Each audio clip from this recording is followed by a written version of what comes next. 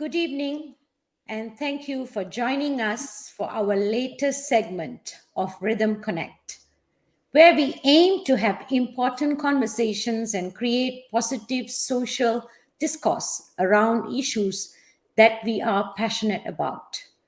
I am Umayal Eswaran, the chairperson of Rhythm Foundation, and today we are discussing the topic of education through sports for children who are differently abled. The World Bank estimates that 1 billion people, or 15% of the world's population, experience some form of disability, while UNICEF reports that 49% are more likely to never have attended school than their typically abled counterparts. Heart-wrenchingly, in some parts of the world, children with disabilities are even hidden away from society, preventing them from obtaining an education as parents and caregivers struggle to raise their differently abled children. Students with disabilities all around the globe face compounding barriers in pursuing an education, with one pervasive problem across the board: lack of inclusivity in education and in society in general. Today, we shed light on some of the barriers to education faced by students with disabilities with our on the ground project partners in Ghana, who have been working closely with visually and hearing impaired students and their families in the Cape Coast region. Ernest Appiah, the executive director of ANOPA, tells us more about the social stigma faced by the differently abled and what we can do to help overcome this to ensure that every child has equal access to quality education in inclusive environments that celebrates their diversity. Thank you for joining us, Ernest. Thank you, Eswaran. I hope I mentioned the name well. You did. Thank you Thank so you. much for Thank you very much. joining us today. I know it's an morning start for you. While Mhm. wake up and you're going into your fresh start, we are kind of winding down, Yeah. but we have accommodated each other for this important Yeah. conversation, because I think we are both passionate about what we are doing, and that's why this partnership has worked so well for us so far. And based on your experience on the ground and with your commitment, could we start with you telling our audience today a little bit about ANUPA and our project together, please? Okay. Thank you very much again, Eswaran. I like the name. Thank you. Okay. So I'm Ernest Appiah. I'm the executive director for ANOPA project. ANOPA actually is an acronym. What it means is that in our local parlance, it means agrone obrapa. In English, it means playing for a better life. Oh, Yes. So we realized that, all work and no play makes Jack a dull boy. So to play, you are able to inculcate some values in you that will make a better life for yourself in terms of team building, in terms of confidence, and all other. So we use play to include or propagate better lives for children, and most particularly for the marginalized or the differently abled. Somebody may ask, why sport? It is sport because the sport is not just an end in itself. There are people who are looking at sports for the professionality of it. They want to play for the World Cup, they want to swim for the World Swimming Games and all that. But for us, we are only using sport to propagate inclusiveness, to propagate confidence, to propagate activity-wise in terms of collaborating with each other. So we use sport to make sure that the less privileged, the marginalized, the differently abled is able to be inclusive in the society. And then as a result, we will have good education, we will have the right education, we will have the proper education, we will have the proper confidence, the proper integration for us to be better people. Our focus is on the sustainable development goals. And then it starts from the sustainable development goal 3, which is the good health and well-being. Of course, if you do sports, you are able to be active. Inactiveness is not good for no one, no matter your disability or how differently able you are. You become good in terms of good health and well-being if you do sport because you're going to move around. And then we have the Sustainable Development Goal 4, which is quality education. Somebody may ask, what is the correlation between sport and quality education? When I was a kid, I used to play sport a lot.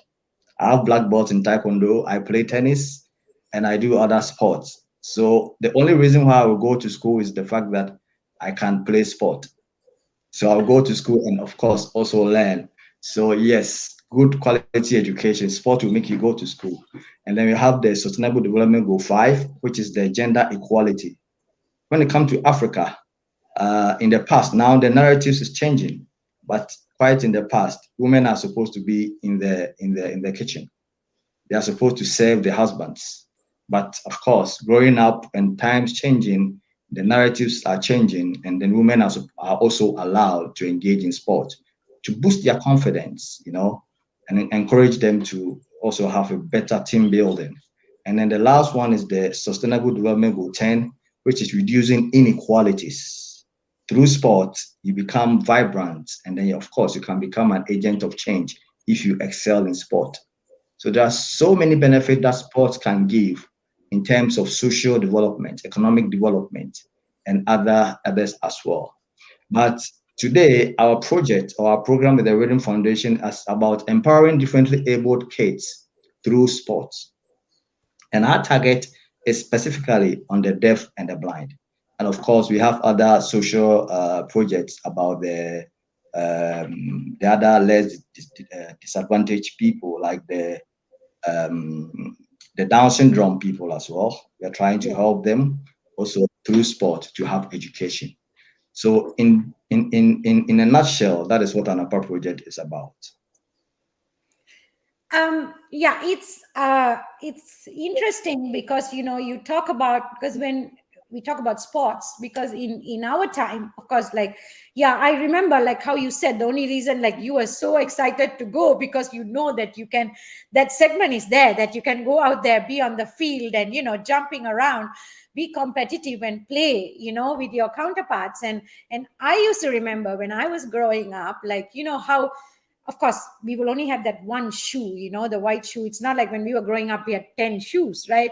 So Yeah. like on a Sunday I'll kind of put, I had to put the polish my shoes, wash my shoes, and I'll get Mhm. ready to school the next day, because you go out there, you go for your march pass, you are out there, it's not what you're going to be inside the building, but I'm more Yeah. excited about what we are doing outside the Yeah. building, Yeah. so with this, I mean, and also with your what, like in Africa, and then the economic and the social situations, right, that exist.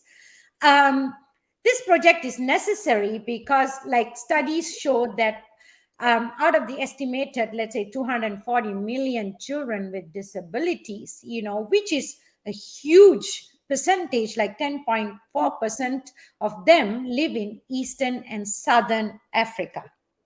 Okay, these are data. So can you help us understand a little bit about the social stigmatization and economic barriers that children with disabilities and their families face among the communities in Ghana? Yeah. Yes. Yeah. There are a lot, and I would like to let viewers also know that Ghana, we are even in the Western Africa, West Africa. Yeah. So even with your data, we are probably not among, but it is so much entrenched here, that social stigmatization, so much so that if you get to know, you would not be so enthused with it. you know, like social stigmatization starts right from birth. When couples give birth and the child is blind, Yeah. the social distancing starts. Because what happens in that, from experience, practical experience, what Yes. happens is that when the child is blind, it is seen right at birth. Either the father goes away or the mother goes away, leaving the child to either the father or the mother. In most cases, both go away. They become so displeased with each other that they Yes. move away, leaving the child to society. So in most of these cases, the children are taken care of by either friends or extended family. So the social stigma starts right at the home, and Yes. then it translates into the communities, or in fact, even in the family, from the nuclear family to the extended family, because mostly the extended family people also are not enthused with the fact that these couples gave birth and they gave birth to a blind or a deaf child. And then it moves into the community, and then it translates into the society. And then, of course, it becomes a problem or a burden on the state. So, right from the beginning, there is this physical barrier.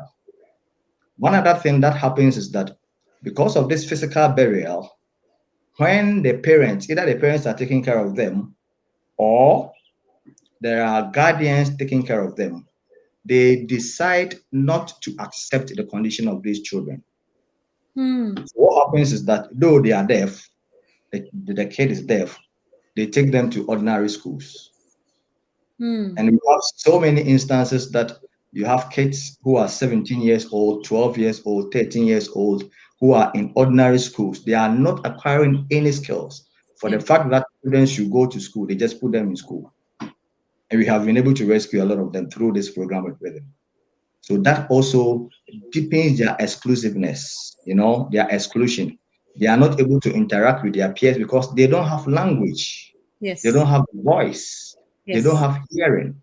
So the exclusion becomes so broad until they are sometimes teenagers, and then sometimes, of course, close to teenagers. And then they become more bored, they become more exclusive. So that is there. That is one. Those of them who are fortunate enough to enter education, what happens is that they are brought into specialized institutions, you know, only deaf school or only blind school or blind and deaf or integrated schools. These are conformed institutions. And Yeah. even the exclusiveness widens because they don't have knowledge of the outside world. So Yes. they are there, they are with their kind, their own. Of Yes. course, it improves a bit because then they are able to have a language, they are able to have certain perspective in life, but Yes. still, they don't have the other, you know, outer space that they have to engage in. And that becomes a problem as well. And even in these schools, because in Africa, the government is doing what it can, but it hasn't been that, that much. So there's limited resources on campus.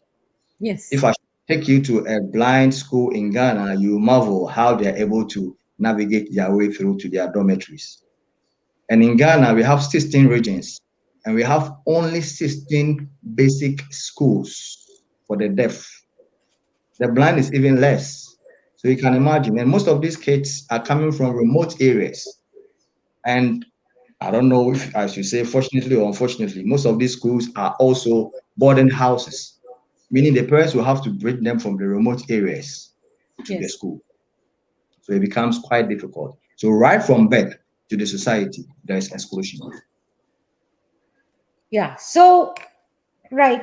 So the way that I'm hearing is like in the sense that where it's not, everything has to start from the time the child is born, because Yeah, so there's no enough awareness itself, where the parents think it's a burden, and it divides, and then either the child is left alone or goes with the father or mother. And I think it also, then the father and mother think that their family has been divided because a child like this is born, right? yeah, So So, and also you did tell, like, of course there are schools that are very specific for, hearing impaired or, the blind, but then they are stuck in that world. They don't see the rest, right? Because then they are just put together the same. Either everybody in the class is blind or everybody in the class is hearing impaired. So the way to approach this is also holistic, isn't it, Ernest? In the sense that we have to bring a peer learning. That means they have to also, let's say, the children who are able also should be brought in with these kids and taught together. So is Ghana ready for it? Is that, are you doing that? Is that what ANOPA does Yes. in your inclusion? Yes, that is what has happened for the past 3 years, and it's been quite effective, because what we do, the topic of our intervention is empowering differently abled kids with Okay. sport, and the Yeah. sport is the ideal world or the word. We are using sport to try to navigate them in life, but by so doing, we have models that we use. We have the sport for development model. So we are not necessarily encouraging them. Of course, it can happen like that, which I will talk about. But the idea is not to make them professional sportsmen. But the Of course. idea, the idea is to integrate them, to include them in the society through sport. We have swimming for deaf alone, just to teach them the skills. And then we have inclusive swimming or integrated swimming for deaf and non-deaf. What this does is that when they are on campus, we go and pick them from school, we take them to the town where we have swimming pools, and then we encourage them to swim or learn swimming with the community kids who are neither deaf nor blind. In any case, like we say, ordinary in quotes. Then through that interaction, they learn a lot from each other. Personally, I hadn't, before I started this specifically geared project towards the differently abled, I hadn't really come into contact with deaf and blind kids. I knew they existed, but I hadn't. So you can imagine the ordinary kid. So by Yes. this interaction, by this integration, they are able to interact with these kids. One thing that happens, or what I have practically learned, is that most of these deaf and blind kids, right from the onset, because of their negligence or the exclusion from the beginning, they feel that they are other people are apprehensive towards them. Mm, That is not always the case. Sometimes they are also apprehensive towards the ordinary people. of Until course. they have this interaction with them, they will know. So this aspect of ours, using sport for development approach, is for them to understand and eschew discriminatory attitudes towards each other. So you Yes. find out in our classes that they are playing together after basketball. The deaf kids are teaching the non-deaf kids how to sign. They are teaching them how to dance. And then, of course, we do this in an environment that is quite inclusive because these are hearing kids, Yes. the high school kids, together Yes. with the basic school deaf kids. And then Yes. they interact with each other. They get to know a lot.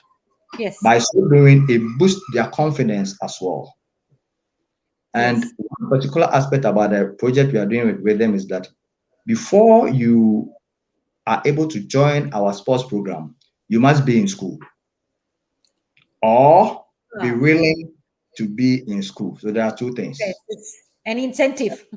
Exactly, an incentive. If you want to be in school, we will put you in school because we have that model. If you're Right. already in school, then you qualify to join. So this Right. is what we do to make sure that they all come on board. Right. And that's for the sport for development. you know Yes. then when it comes to the educational model, as I said, the sport is not just an end in itself. We're just not Yes. going to go out there, do sport with blind and deaf kids who are impoverished, coming from poorer homes, disadvantaged homes, and then after that nothing else. No, because the parents are also suffering economically. They don't Yes. have the means. They are petty farmers, petty traders. So Rhythm, together with ANOPA, we come on board to make sure that if you are in school and you are doing our sport, even if you are not doing it, and we realize that you need support, we Yes. support you in education.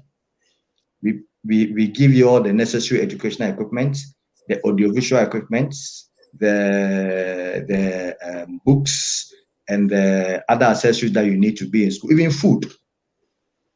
What you've realized is that whenever school reopens, these kids are not able to return to school because of financial issues. Because as Yes. I said earlier, there are only 16 basic schools in deaf schools in Ghana, and they are all situated in the capital. So, and this Mm, most of it's about 80% of them are coming from the rural areas. So sometimes we even provide them with transportation so that they can come to school. That is yes. the educational model to make sure Yes. that they stay in school and learn. And then, of course, we have the awareness creation program. Beginning, you said something about letting the parents know and understand the need to Yes. help them to understand the support they need to give to their kids. Most Yes. parents don't know because, as I Yes. said, that vicious cycle repeats Yes. itself. So Yes. most parents don't know. So we go to the communities, we do the community sensitization programs. We talk to the community, the whole community, whether you are deaf, you are blind, you're differently abled, you are in quotes normal. We bring all of them together and try to let them understand the need not to stigmatize these children. Yes. Because there have been many of such children who have really gone up to be influencers, to be change makers in the society. So that Hmm. is the community improvement program. And then, of Yes. course, we have the household sensitization. There are Yes. parents who are quite adamant. No matter how much you try, they are adamant. I can give you an example. There have been so many instances that we need to support like 3 families who are all deaf with their Yes. kids. And then the parent or the guardian will say that mostly they are not their parent, they are the guardian because the Yes. parents are at home, Wow. So it's either the grandmother or the grandfather or the brother or a family. Yes. And then they will tell us that, okay, if you want to give my kids any help, give it to me, I'll give it to them. Hmm. And then I said, no, we don't do it like that. We want to see Yes. the kids. We want to Yes. verify. We want to do proper animation. And Yes. then it becomes difficult. So what we Yes. do is that we have the household visits. We go to the house and we try to let them understand the need to encourage their kids to learn. And then, of Yes. course, we have the stakeholder engagement because we cannot do this by ourselves alone. So Of course. the government already has these institutions, the social institutions, like the community development, the welfare development, the social welfare, and then other institutions, associations as well. So we work together with them and we try to bridge the gap and let them understand what we want to do. To add one more, there are Yes. other who have dropped out of school because of stigmatization. What Huh. that means is that when you drop out of school, you have no skills, you have no education. How are you going to cater for your livelihood? Yes. So there is a small part with the collaboration with Rhythm where we support these kids as well to learn trades, to learn a skill for their livelihood so that they can employ other people, of course, probably much more of their caliber to also learn. And over the years, we supported a lot of kids. We are supposed to support 10, been able to do 6 about hairdressing, about motor repairing, about silk strengthening, about shoemaking, and they are doing quite well in the system. The way like all the so far what you've explained, and as the way I see it is you are looking at it from all sides, right? Like one is the parents, right? So you have to catch the parents, so that because we have to get the buy-in of the parents, like you said, because otherwise it is a vicious cycle. The parents are blind and hearing impaired, and therefore they think they have got the kids, and the kids also have the same life, because they don't think today's age and time that you can do something better for the kids. Yeah. So they don't think like that. So you have to, when they are not coming, you have to create awareness. Then of course you are bringing in the kids with showing the sports rather than more of education, because they might not be so interested. Once Good. they come in, then you also It add in the starts. education. Yeah. Yeah. So, and at the same time, you're also giving them the life skills, because I believe that, because like I told you, I think earlier we were saying that these children, that not all of them are going to go out there and have an ordinary life, right? So we need to also teach them like some life skills, that they can go out there and how they can live their life. So I kind of like the approach that you are looking at all aspects of it, like I said, because you are approaching it from an holistic point of view, because otherwise I'm sure your program is not going to work if you just focus only on, say, okay, let me empower the differently able through sports. Like you said, just doing sports, then what, how are they going to go out there and live? Now, how have these children in this program have responded to the modules and activities, and are you seeing improved school retention or any other success stories? I mean, do you have any success stories of a child that you can share who has gone through Anupa and doing, his or her best in school? Yeah, there are a lot. If I want to mention, we won't finish today. For instance, there was this kid, Philip, who was in a remote, before I start, Yes. at a point in time, after the first year, we managed to make our activities demand driven. What that means is that from the beginning, we were going to you, we were trying to speak with the parents, trying to speak with the guardians, trying to speak with the community, like we are there for you. But one thing that I've realized is that when the experience is not demand driven, they relax. Okay, you've given me food, you've given me school fees, you've given me transportation. Okay, then I'm fine. No, that's not what we want. We want the parents to also have interest in the education of their kids. And it's Of course. working. It's been Yes. working. So like they know that an OPA project is viable. So whenever the school reopens, they call us, okay, oh, this is me, I'm this family from here. We register all of them, and our kids are not able to come to school because our situation. Of course, then we go to verify, and then we support them to come to school. There have been so many hundreds of kids, if not for the fact that our intervention with them were able, they wouldn't be able to continue their education. Yes. They've been in school already, but they dropped out because of lack of finance from the family, the vicious Yes. cycle effect. So we Yes. have come in to help a lot of these kids. There have been kids who have been, education is in two ways. Having education is not just having education. It Yes. is also about having the right education. Because Yes. as I said, there have been so many instances where deaf kids have been in education. They have been in school, but they've been in the wrong school. Yes. That's Of not a school course. for them because of non-acceptance of the family. We've Yes. moved many kids from such environment to the right environment. And I Yes. was given an example about Philip. Philip is a guy who was about 11 or 12 years old at that time. Now I think he's grown, over 3 years now, who was in the ordinary school. We went there, and this guy was not communicating. He was so angry because he doesn't, not because he wants to be Yes. angry, but he doesn't have understanding. Nobody was communicating with him in his language because he didn't have a language. Yes. We brought him to school. Even that was a challenge. What we had to do was to give him toys to play with, even in our premises. Even in our premises, we gave him toys to play with, and then all of a sudden, within 30 minutes, he lightened up. And then Wow. he wants to communicate. Of course, he cannot communicate, but then he Yes. lightened up while there was games around him. And then through that, we were able to engage him in school, and then we enrolled him in school. There are several types of Philips. So Yes. using sport is a very, very necessary tool. There have been others who, because they want to swim, because swimming is in Ghana is quite a privilege because we don't have public swimming pools. Before you can engage in swimming, you have to go to the hotels and pay huge sums of Oh, money. wow. Yes, we Okay. don't have public swimming pool, so it's quite an expensive. You have to rent a hotel and all that. But by the aid of Freedom Foundation, we have been able to do that for the past 3 years, and we've been able to get these kids on board to teach them how to swim. Why wouldn't they come to school when they know that when they come they can swim? So Of they course. have been hundreds of them who have been equipped with the skills of swimming. Of course, we have about 14 kids.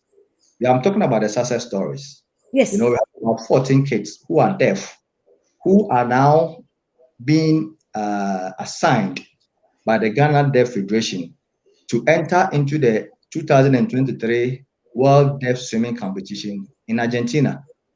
Oh, wow. And that is going to Wow. be the first of its kind. Yes, no, Ghana, we haven't sent deaf swimmers abroad before. And this is the sixth one. And then, of course, we are still looking for, yes, funding to be able to send them there, but they have been qualified. We have sent the first entry and we have started training already. So 14 of these kids Wow. will be able to represent Ghana. And you can imagine how empowered they will be, and they come back to be change makers. So that is Yes. another viable success story. Amazing. Yes. So there are a lot of them. Of course, there have been. There are not too many senior high schools or second cycle institutions. There are only two for the deaf, for instance. Oh, But wow. most of our kids have been able to proceed within the 3 years to these second cycle institutions and the integrated schools. Most of the blind kids as well. So yes, we are doing a lot, and the school retention rate is marvelous. We are working in Central region, we are working in the Western region, we are working in the Greater Accra region, and there are so many kids and families that have been influenced and advanced towards this goal. I mean, amazing, Yeah. amazing, Ernest. I think, this is for the benefit of our audience as well. And this is some data that, I saw. This is over 5% of the world's population, okay, world's population, which is about 430 million people. 430 million people Yeah. require rehabilitation to address their disabling hearing loss. Yeah. So that is about 432 million adults and 34 million children or something. It is estimated that by 2050, over 700 million people, or, which means in one in every 10 people will have disabling hearing loss. Yeah. So it's huge numbers.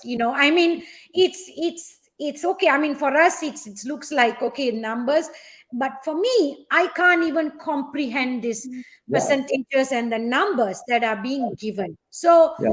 um not just, it's not just in Ghana, or in Africa. I think it's about what the world by itself is kind of going to do about it, Yeah. as citizens of the world. What are we going to do? Because if you don't do anything today, like Yeah. you said, parents are going to be, stuck in the vicious cycle, and then that is going to continue generation after generation. Then Yeah. if we don't do something, these numbers are going to get bigger and bigger, and then we are going to have, rather than having people who are going to contribute to the society, we will look at them as a burden. Because if you don't give them enough support, like you said, if you don't empower them through sports, through education, through soft skills, right, these differently able children, how do we then expect them to contribute to the society? So, so part of this framework of this program that we do between you and us, ANOPA and RYTHM, is to raise awareness among parents and caregivers of the differently abled, about social inclusion and the importance of education for the children, which you mentioned before that you have the program. So, can you tell us more about this aspect and why it is important? Is because um, we also have, I'm sure we also have guests who are listening in, they probably have, children, or they might have nieces and nephews, or they might know organizations, right, who are doing it. And so this cannot be approached on a one prong where just focus on the children alone. Won't work. You and I know, because we do programs on the ground, and we realize very how important it is to get the parents, the caregivers, the society, and even governments buy in order for us to come out of this vicious cycle. So can you please reiterate and tell me more about why you feel this, this holistic approach is so important and vital for us? Yeah. So I'll come back to something you mentioned. I may not be able to quote you, but there are so many people who are likely to go blind and deaf Yeah. over the years. Yeah. One thing that I always ask myself, and let us all the viewers together with you and me, let's reflect on it. Yeah. What is the possibility? What is the percentage that a person who was born blind would have their vision? It's 0.001%. Yeah. Never, Yeah. never, unless there is a miracle. Yeah. What is the percentage that a person who was born deaf and mute would Yeah. have hearing and speech? 0.1%. But the percentage that you and I who have vision and voice would go Yeah. mute and blind is high. Yes. We can get it through accident. Yeah. We can get it through diseases. We Yes. can get it through depression. Yeah. Anything can make us go blind, even old age. Yes. So we are all potential deaf and blind people Of course. until we show empathy, until Yes. we show resilience, Yes. until we show the need to support these differently abled people. We have Yes. lost the fight. Yeah. So that is very dear to my heart, that we Yes. should be able to support these kids. And now for the viewers, if you have a child who is differently abled, don't leave them apart. In Ghana, for instance, if you know, there have been so many families. We have a family we are dealing with, a man and a woman, the couple. They have 11 kids. All of them are blind except one. Oh. Yes, and this is a practical experience I'm talking about. We have other families, 9 kids. All of them are deaf except one. So you can imagine. And these people are just ordinary people, in quotes, who are Yeah. farmers and petty traders and all that. So how are they able to take them to school? So the most important thing is that these community awareness seminars are very important. When we go to the community, we try to speak to them. So far, we have been able to engage more than 12 communities within the central, western, and the greater Accra regions. We have even gone further than the program we are having together. Of course, Yes. still by the assistance of the Rhythm Foundation. Because when the demand comes, we cannot stay still. We have to move. And I'm Yes. quite passionate about it. Yes. So it is important that parents should allow their kids to experience the whatever intervention the government has, whatever intervention that NGOs has, whatever intervention that associations and clubs has, because there are so many of them. And until we are able to identify them, we will keep our kids in exclusion and seclusion, which wouldn't help. That is why they should always, allow themselves, when they are called for community sensitization meetings, they should be there. They should go. Sometimes you go and wait for like an hour or two before they come. We understand. We understand the rhythm. So we are able Yes. to go along with them. But they should make it a point that they should always be part of this engagement. When we come to the families in the homes, the one-on-one sensitization, they should avail themselves because these kids have much potential that if given the right attitude, given the right environment, they will be able to go up and be differently abled people who can empower and be agents of social change in our communities. Not to cut it short. There have been, even with the Down syndrome people, there have been so many kids who have Down syndrome and intellectually disabled who are able to perform in school. They Yeah. can draw very well. They can do sport very well. Some of Yeah. them have had opportunity to travel abroad for Special Olympics. Yes. So who are you to tell me that I'm stigmatized because I cannot write, Right. I cannot see? So we should give them the chance. And this Yes. is the only approach that can help. And we I are I ready. I totally agree. I think I agree with you that basically that don't make we should not make those decisions for them. We should give them the opportunity because Yeah. we can't look for it.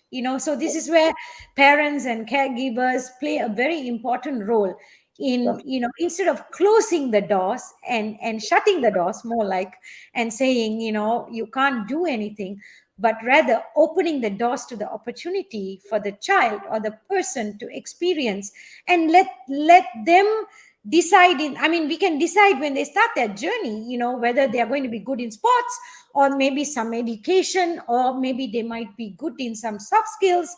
They might be able to do something and become, might contribute to the society rather than, becoming a burden to the society. So I think Anupa has also been working on a guide or manual of sorts, I think, with information about education support and resources available to those with disabilities. I mean, I'm coming to that.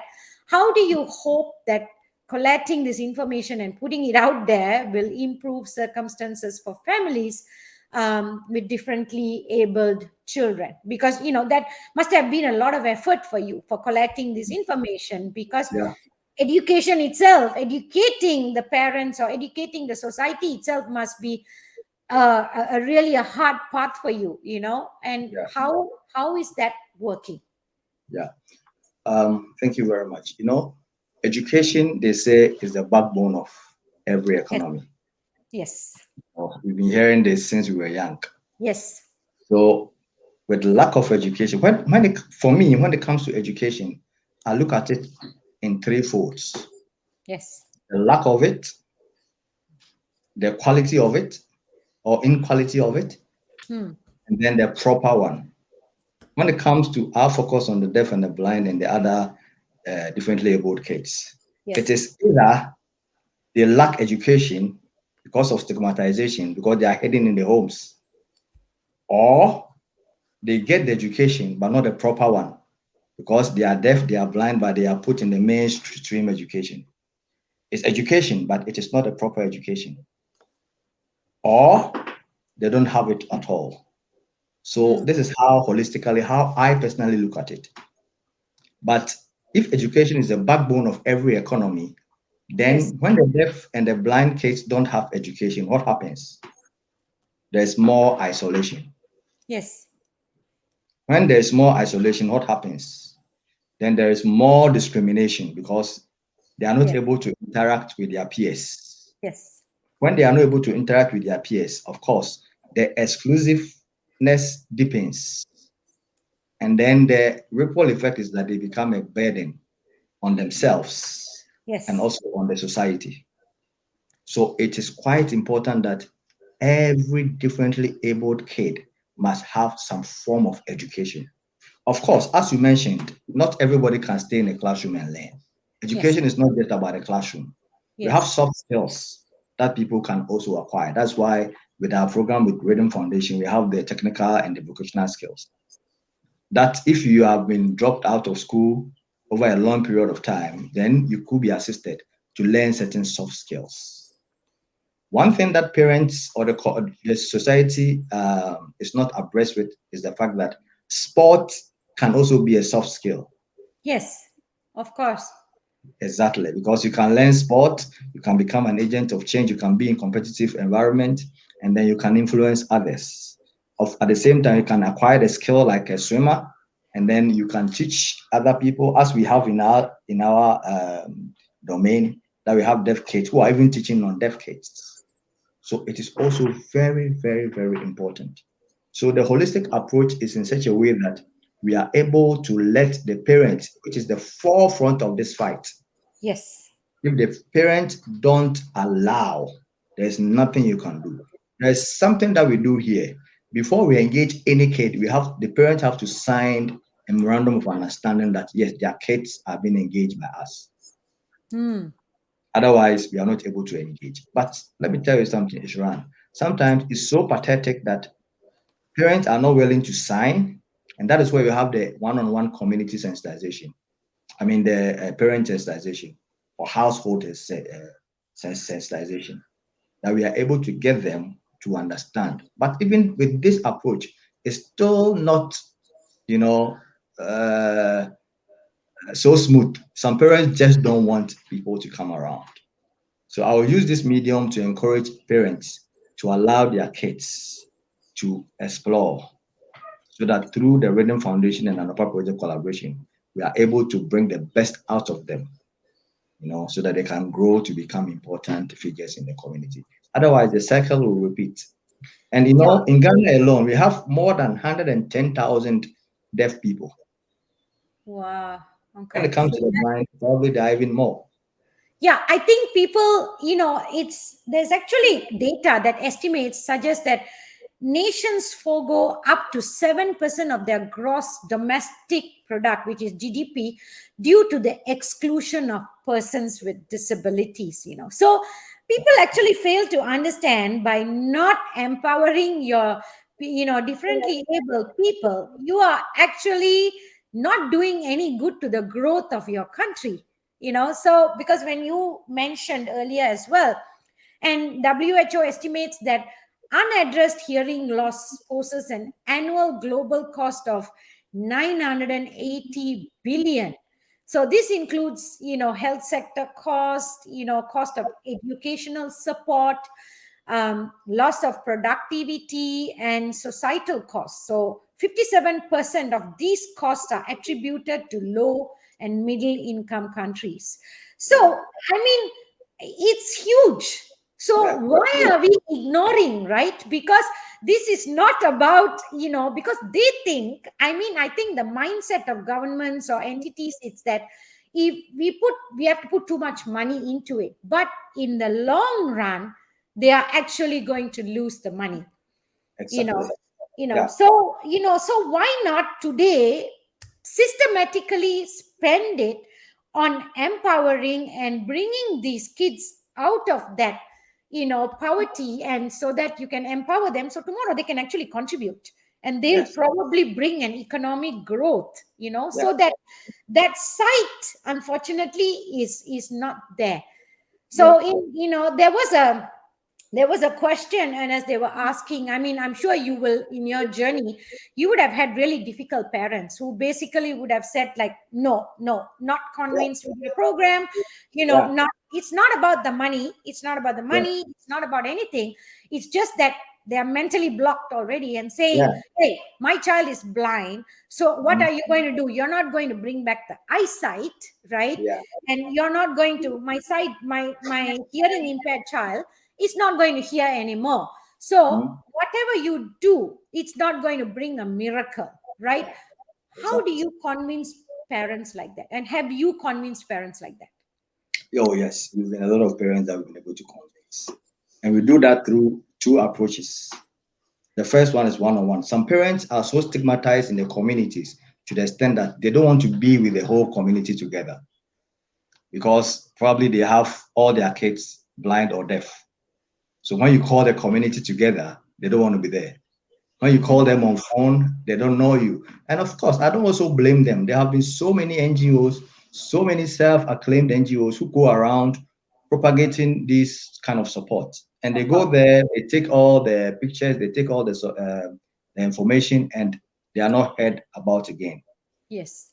That is where we come to change the narratives. Yes. So you go there, you have to convince them, and then they ask you, what makes you different? Because last year an organization came here and did a whole lot of interview and we never saw them again. This has been Yes. a really challenge. Yes. And then we are always telling them that, yes, we know the situation, we have done our background assessment, but we are different. Of course, we are not promising you heaven and earth. Your child is not going to see. We don't promise unless it's a miracle, but we can empower them to be agents of change. Yeah. So we do that one-on-one interaction in their homes, in their household, where they feel comfortable. You don't need to engage them with all the other communities, no, because the communities are already stigmatizing against them. So why bring them? Then they are looking at their left and right. No. So you go to them one-on-one, and then the next time you call for any community engagement, they are there because now you have been able to convince them that yes, you can support their kids to alleviate their plight. That is there. And of course, as I mentioned earlier, we also have the only parents. It doesn't include other community members, only parents with these differently abled kids, so that they share ideas. Mostly on vacation, we do this so that the parents will bring their differently abled kids to these community centers, and then they can show them the support we've been able to give and how it has been able to influence positively the lives of the child. And then it becomes a learning testimony for the other parents. Then, of course, they want to also allow you to take care of their kids. It's also very, very important. Until you win the trust, there is no way you can have their kids because they are going to leave their kids for you for hours on end. Who knows what you are teaching them? Who knows the influence you are making on them? Who knows the impact? So Of course. there's always the issue of trust, and you can only do that by engagements. And of course, as I said, we are not working in a vacuum. We are working with the government institutions. With the community development, that belongs to the government of Ghana. With the social welfare, that belongs to the government of Ghana. With all these educational institutions, that belong to the government of Ghana. And then with associations and also with clubs. We have been able to sign a memorandum of understanding with the Ghana Deaf Sports Federation to send 14 kits. We can even make it more, but unfortunately, we are thinking about funding. It's quite going to be difficult. And this is going to be the first time that deaf swimmers will represent Ghana. Amazing. Yeah, that is amazing. The fact that they can't hear, and then they're swimming, because normally when you can't hear and, even when you close your eyes, you can't see, you go like a diagonal, in a swimming pool Exactly. instead of Yes. going straight, Exactly. Yeah. So, I mean, for these kids to have that discipline to be Yeah. trained, Yeah. it's, I mean, us even, even we can hear, but I Yeah. close my eyes and if I swim, I'll go diagonal, I never go Exactly. straight, Yeah. right? People don't understand. And as this is a question that's coming from me to you because I want the audience to hear it, okay? Yeah. Because you are involved in empowering children, differently abled, and also children in general through sports, Mhm. and I'm involved in also education and soft skills with these children. Now, generally people tend to ignore this part of the society. You know why?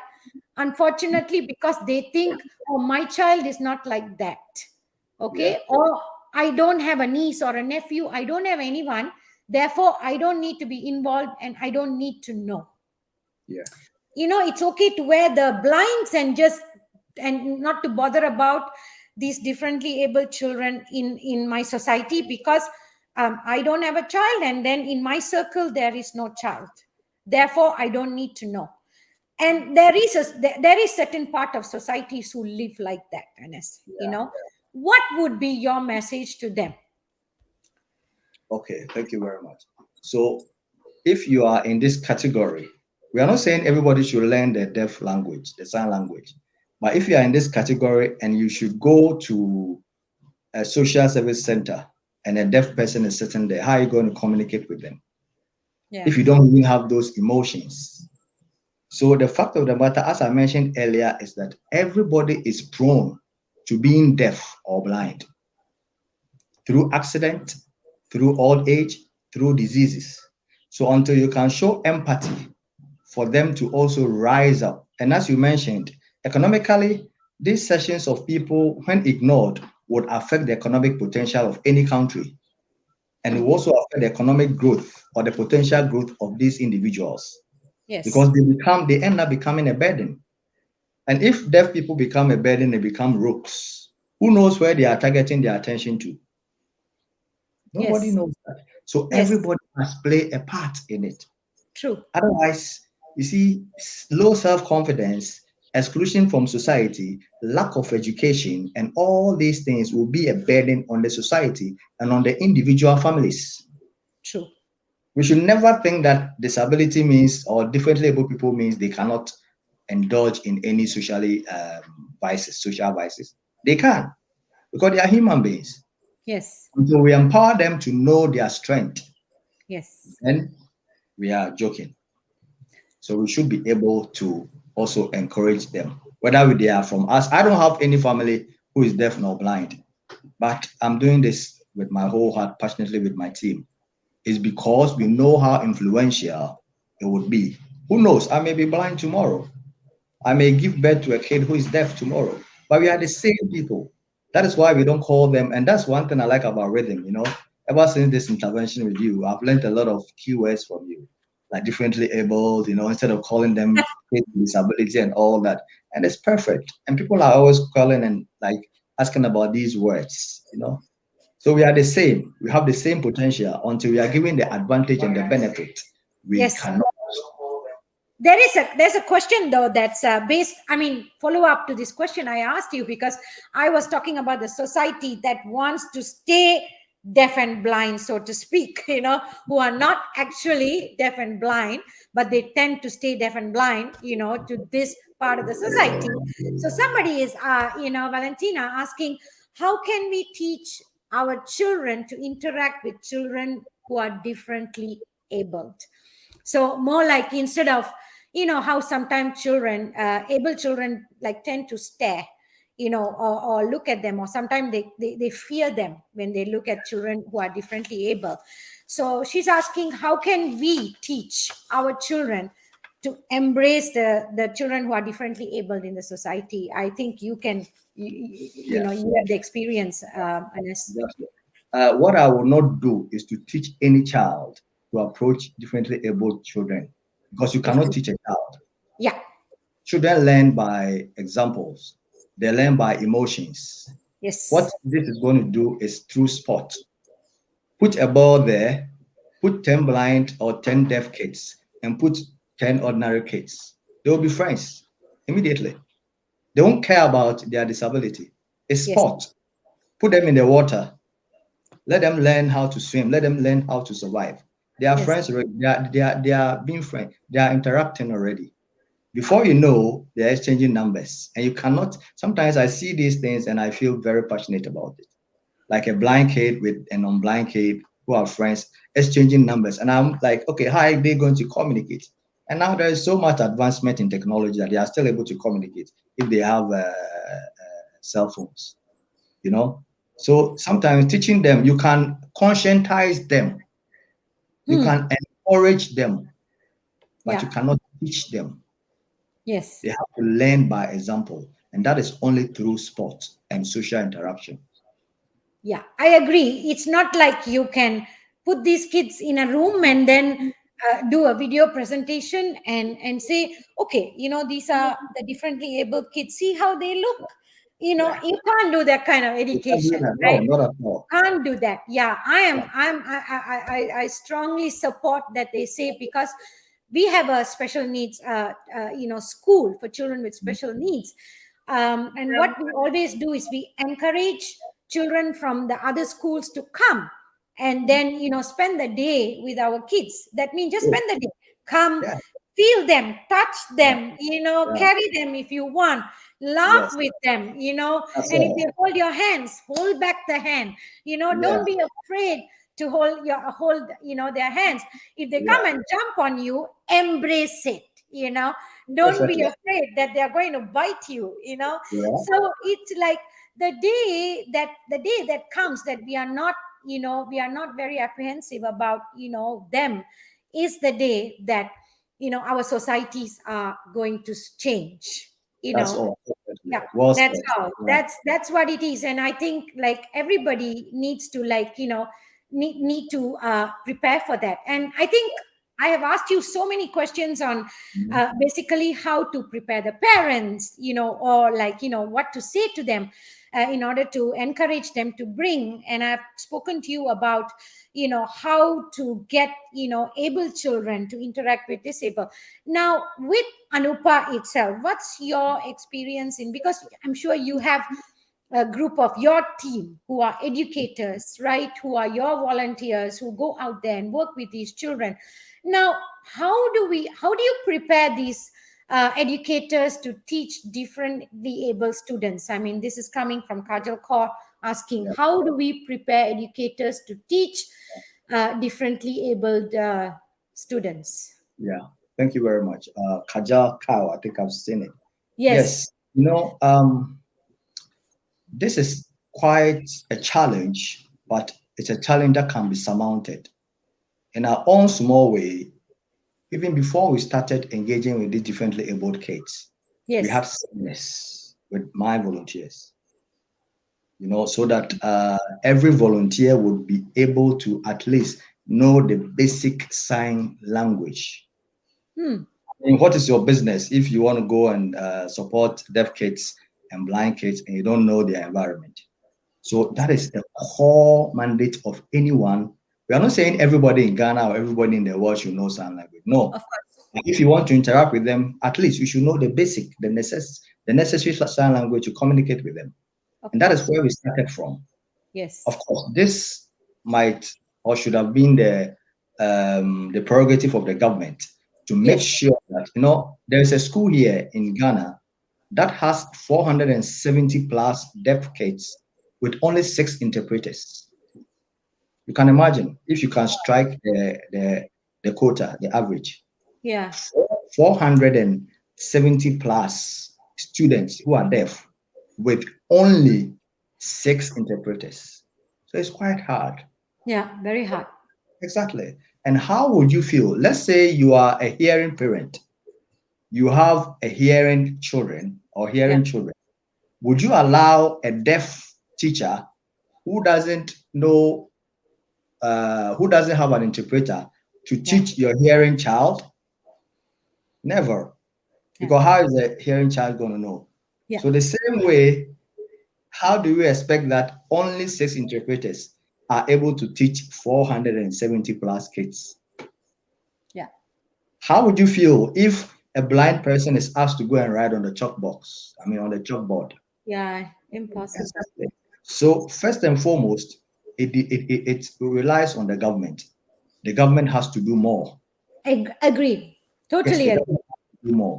The Yeah. government has to implement more policies that embrace deaf and blind and integrated communities, inclusive communities.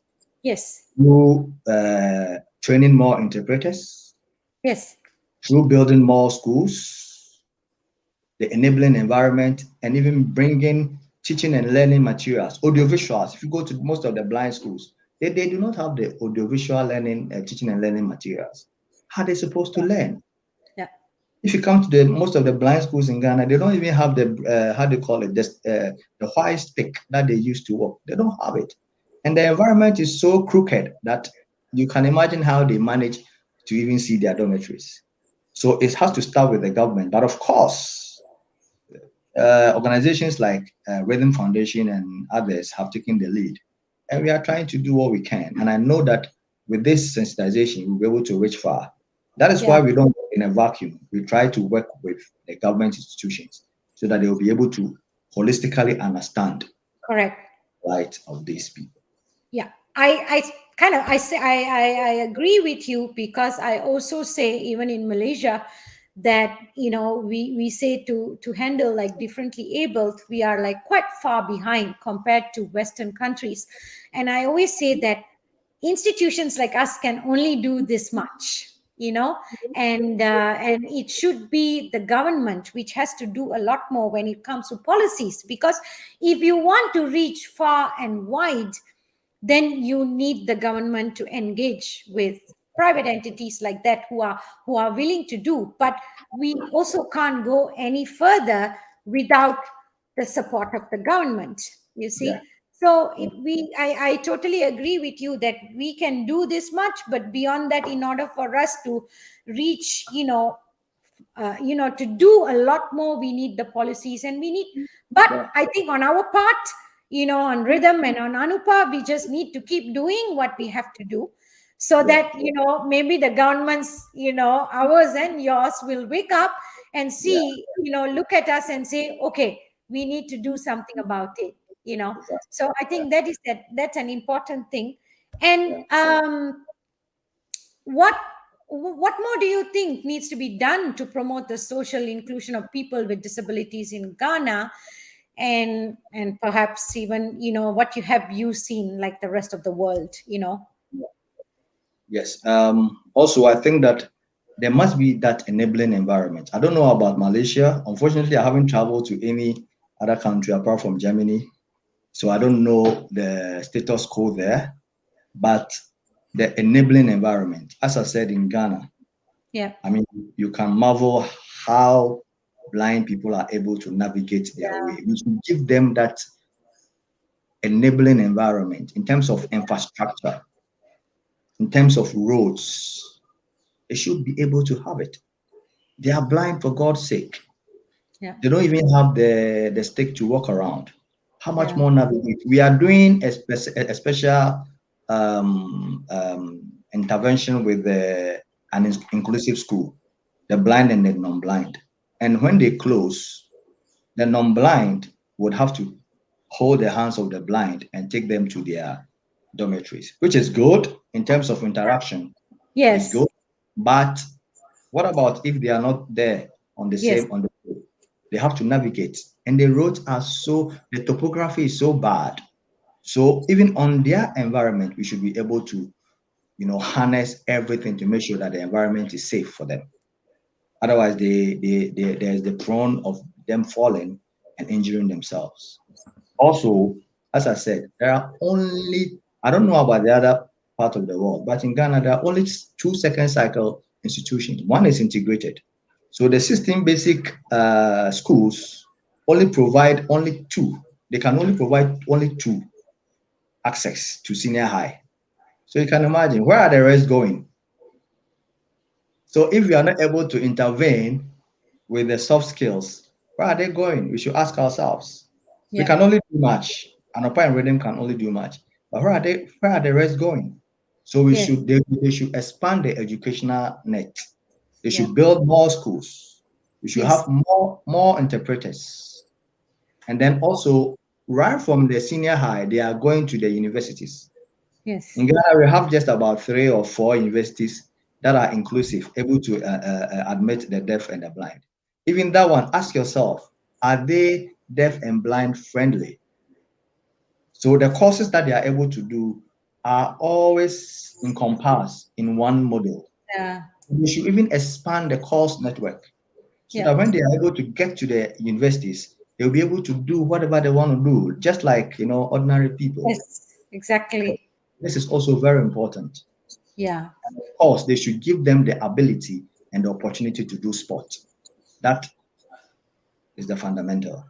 Yeah. So I think I mean, even in Malaysia, I mean, there is, I mean, we have ramps and things like that. It's there, but I wouldn't say that it's there. It's not the way I would like to see, because, I know people who are, disabled, differently able and on wheelchair and not able to go to school because, you know, how can they climb the stairs? Yes. And if Yeah. the school is on the first floor, leave alone, not even like, you're not going fifth floor, but on the Yeah. first floor. And how do you go up? Yeah. And there's no lift. And because of that, they have to find homeschooling, things like that, because they can't. Yeah. So there is there's a very long question. Yeah. I can see it. You can see as well. Yeah.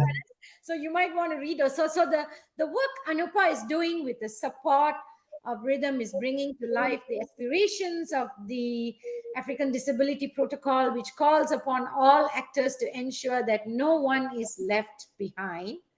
So my question is to know how these best practices can be scaled up through experience sharing within civil society and even across countries. Yeah. So many other countries can Yeah. benefit from some of these amazing Yeah. experiences. Yeah. Yeah. I'm Gilbert. Yeah. Yeah. But yeah. Yeah, it's Yeah.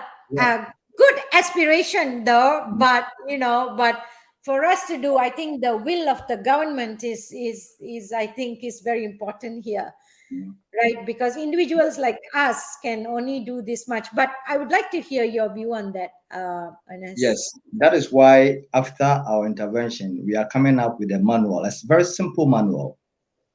It's a very reasonable manual that encompasses all our experiences and where to seek knowledge, where to seek facts, where to seek assistance. If you are a deaf and a blind person or family, so that this manual will guide us, even with other stakeholders. I've not seen this manual before.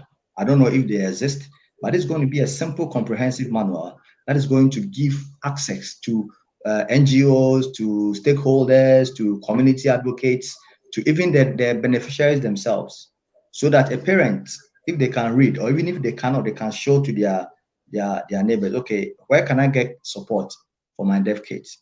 Most of people don't know that ANOPA even exists. And I know that probably for so far, ANOPA and Rhythm has been doing this with the deaf and the blind. Maybe there are more we don't know. They are Yeah. still seeking this information to know, so Yes. that this manual comes out when it is verified and it comes out. It can also help. We are going to upload it on our pages. Of course, Rhythm, I'm sure, will upload, and then others can interact and see how they can get support. But the replica effect is what I always look for. so Yes. that we can share experience sharing. Yes. So if people from other countries, especially Africa, as the questioner asked, can also learn from our approach, and then we can also learn from them, and we can upgrade these kind of manuals as well. Yeah, I also, I mean, I believe that, people who are differently abled, it's only going to grow in numbers, from what the statistics show, because of the way we live today in the world, and with all kinds of disease which was unknown, like even 10, 20 years ago. Today children are born with disease, we don't even know what the doctors have to give a name to it, you Yeah, know yeah, yeah, that's the world we are living in, and that's the reality today. And yes, so not embracing that part of the society, and not empowering that part of the society, not giving them help, is not an option. And I think that you agree with me on that. And definitely. also, and people have to understand, whether I have a child, or I have now someone, or I don't know someone who are differently able, then I would say to all my audience, educate yourself, get to know what differently able means, what their strength is. Forget the weakness, what their strength is, the love they can bring it into the society, and embrace them to be part of our society. I mean, that will be my, my closing remarks to everyone, Ernest, and thank you so much for your time, for your knowledge, and I really appreciate this partnership, because I always I get to see all the reports and what's going on Yeah, but talking to you today, that I understand that, it's like, because they always look at me and say, why did I open a special needs school? I mean, whether I have a child, whether I know someone. And it same yeah, goes with what you said. In my first circle, I don't have anybody, yeah, but it's just, I feel that they need a voice, yes, they need definitely. someone to come out there. So the same way that you are coming out with your manual, you are talking about how people can, do this. In Malaysia also, we have collaborated with our local university, which is called University Malaya. They are the biggest, and we are coming out with a working paper, basically to show what is there in more special needs in Malaysia, and what's lacking, and what can be done better. Yeah, So wow, that and we want to put that, and we want to submit a blueprint to our ministry, and we want to tell them, look at this and see what can be done, because uh, these children, or these people, these beautiful people, are here to yeah, stay. And so therefore we cannot ignore them, but embrace them. So yeah, um i this is something I'm going to go back and talk to my team as well, that to bring more sports into my special needs school. yeah, Well, and I think they're going to love it, because all of us, even jumping around, do even hopscotch or something, that you mhm, know it's about moving around, moving your hands and legs, and yeah, enjoying who we are, right? So exactly. I think I agree with you that sports it's a beautiful way to empower and embrace people. So thank you so much, Ernest, for this time, and Thank for this you.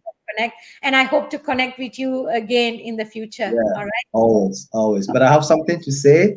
Yes, please. Uh, so our work over the 3 years, in fact, we've been in the existence for 12 years now.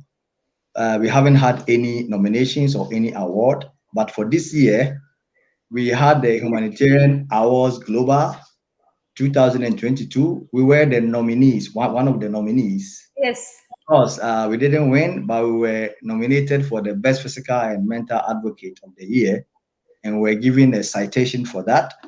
So I think that means that people are recognizing what we are doing together with Yes. Rhythm, and it's a big thing. And we also had a nomination for the Education Community Awards for 2022, which we didn't win, but of course it's Wow. also in the very good direction.